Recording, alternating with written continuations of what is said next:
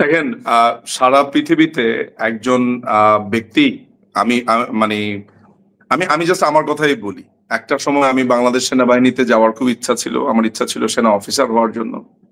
কেন যেতে চেয়েছিলাম জানেন? দেশমাতৃকার জন্য, দেশকে সার্ভ করবার আস জন্য একজন অফিসার হব।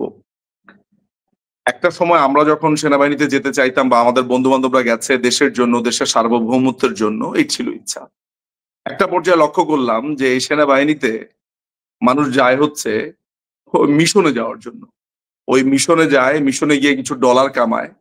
এই ডলারের জন্য যেই দেশের সেনাবাহিনী তার এরকম একটা ডিসিপ্লিন বাহিনীতে যাওয়ার তার মূল উদ্দেশ্য হচ্ছে ডলার কামানো এবং ১ বছর বা ২ বছর বা ২ টা মিশনে গিয়ে তার কিছু টাকা পয়সা কামাবে, সেটার জন্য সেই বাহিনীকে আপনি দেশের বাজেটের একটা বড় অংশ ব্যয় করে পালাটাই হচ্ছে অন্যায়।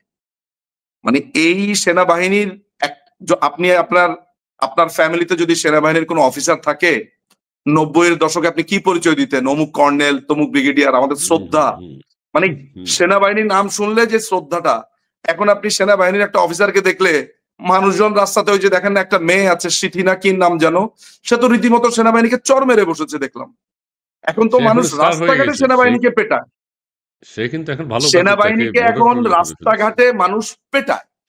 মানে না, একজন ছাত্র সেনাবাহিনীর ধাক্কা দিয়েছে দেখলাম। হ্যাঁ, মানে সেনাবাহিনীর অবস্থা ভয়ঙ্কর খারাপ। সেনাবাহিনীর প্রতি মানুষের কোনো আস্থা নেই। সেনাবাহিনীকে মানুষ মনে করে যে এরা হচ্ছে, দেখেন সেনাবাহিনীর মেজর ডাকাতি করেছে, কোনোদিন শুনেছেন? ধানমন্ডিতে ক্যাপ্টেন সে ছিনতাইকারী হয়েছে। কখন? এই ৫ই অগাস্টের পরে। সুতরাং বিএনপি জামাত আমলে সেই সময়টাতে প্রথমে বাংলাদেশে ইতিহাসে প্রথমবারের মতো একটা বড় ধরনের রিক্রুট করে জামাতে ইসলামীর। আপনি ২০১১ সালে এই যে জঙ্গি সৈয়দ জিয়াউল হক, সে কু করার ট্রাই করেছে। যে কয়দিন আগে জুলকারনাইন সায়ের একটা আপনার অডিও বার্তা দিয়েছে জিয়াউল হকের, সে পরিষ্কারভাবে বলেছে যে ২০১১-তে সে কু করার ট্রাই করেছে এবং সে বলেছে ওয়াকারের প্রতি তার তার সেই অডিওতে সে বলছে, Walker sir, I am your like I am your I am your like I am your son. এই ধরনের সে কথাবার্তা বলছে এবং বলছে যে আমি আপনার ব্রিগেডে কাজ করেছি, অমুক না, আমাকে আপনি ফেরত নেন। মানে একটা জঙ্গি সে বলছে, আপনি মেন্টালিটিটা দেখবেন, একটা জঙ্গি প্রকাশ্যে বলছে যে সে কু করার ট্রাই করেছে তার কিছু জঙ্গি বন্ধু বান্ধব নিয়ে। সেই লোকটা আবার ওয়াকারকে, আরেক জঙ্গিকে বলছে আমাকে আপনি ফেরত নেন, আমি কি আপনার সন্তান সমনা? তার মানে হচ্ছে কি, যে কেউ কু করার ট্রাই করা মানে হচ্ছে সেনাবাহিনীর সবচাইতে বড় অপরাধের একটা। তাহলে তার ওই রকম জায়গা আছে বলেই সে বলছে।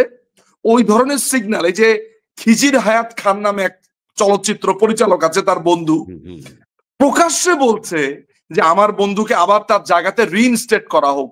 অর্থাৎ সে যে মেজর হিসেবে তার চাকরি বরখাস্ত হয়েছিল, সেই মেজর হিসেবে তাকে আবার সেনাবাহিনীতে নেওয়ার পরে, এই ব্লগার হত্যাকাণ্ডের পরে, এই প্রকাশক হত্যাকাণ্ডের পরে, এই কু করার পরে, অর্থাৎ এই ধরনের একটা চাওয়া যাইতে পারে, সেনাবাহিনীর কাছে যে এই জিনিসটা চাওয়া যেতে পারে, সেই স্পেসটা তাদের আছে।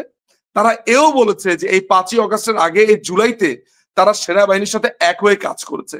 আপনি দেখেন নাই যে সেনাবাহিনী যখন নির্মম ভাবে আপনার আক্রমণ করেছিল মানুষদের উপরে, সেখানে দাড়ি টুপি পরা কয়েকজন লোক ছিল। এরা কারা? যাদের হাতে বিরাট বড় রাইফেল ছিল। সেই সব ভিডিও তো আমাদের কাছে আছে। এই যে সেনাবাহিনীর লেফটেন্যান্ট কর্নেল আপনার এই যে ফেরদৌস, আমরা বেশ কিছু সেনাবাহিনীর অফিসারকে লোকেট করেছি। We are working on it. আমাদের ক্ষমতা খুবই সামান্য ভাই, তবে আমরা এদের ব্যাজ নাম্বার, এরা বিএমএ কত লং কোর্স, এদের বাবা মা ঠিকানা সমস্ত কিছু আমরা সংগ্রহ করেছি, কারো করছি।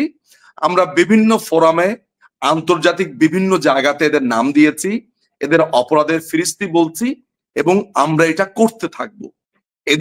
এদেরকে স্যাংশন আনা, সেনাবাহিনীর এইসব অফিসারদেরকে চাকরুচ্যুত করানো এবং ভবিষ্যতে এদের ট্রায়াল আর কিন্তু ওই স্বচ্ছ আন্তর্জাতিক নিরপেক্ষ নিয়ে যেই নাটক করেছিল জামাতের এই রাজাকারদের বিচারের সময়, সেগুলো তো আমরা অনেক ধরনের তাল দিয়েছিলাম। আমরা ওদেরকে এইসব জবাব আর হবে না।